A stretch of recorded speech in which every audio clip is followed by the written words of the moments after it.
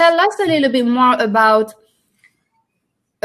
how you reframed, repositioned your personal brand. So were you using LinkedIn actively when you were working in corporate, or you decided to use LinkedIn once you made that transition and then you built up your personal brand from there?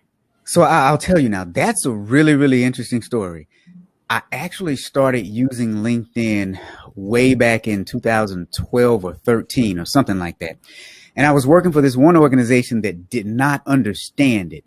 I was using LinkedIn and Twitter, and they actually got a little upset that I didn't know that I was building my personal brand back then, because I don't think it was called that. I was just simply writing long form articles on my blog and on LinkedIn. And I got a lot of questions about that. I got called into the office, like you do at school when you get in trouble, right? And I explained it, and they were like, oh, okay. Because, my whole pitch was, even back then, if I'm seen as a subject matter expert for what I do, then don't you look good as an employer for hiring someone who's a subject matter expert in our field?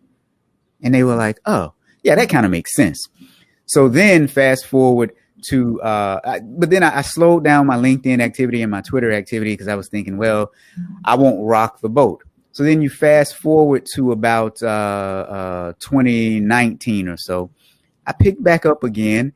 And then, around 2020, when I knew I needed to pick back up, because now here I am doing this thing where I'm just doing different things, I started back again on LinkedIn, and I really didn't know what to post. And I started posting personal stuff as well as business stuff. And the personal stuff just started getting a little bit of traction. And I was thinking, who in the world wants to know who I am personally?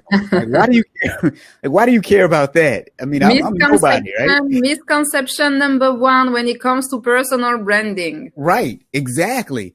And so then I told you before, January of 2020, I had a really nice paying client, and I had a couple of other things in the works with some really big agencies.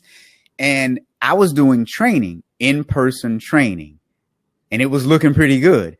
And then all of a sudden the pandemic hit, and we are no longer traveling. And I was like, oh crap, what do you do now? So I quickly transitioned to training online. So I was able to make that pivot real quickly.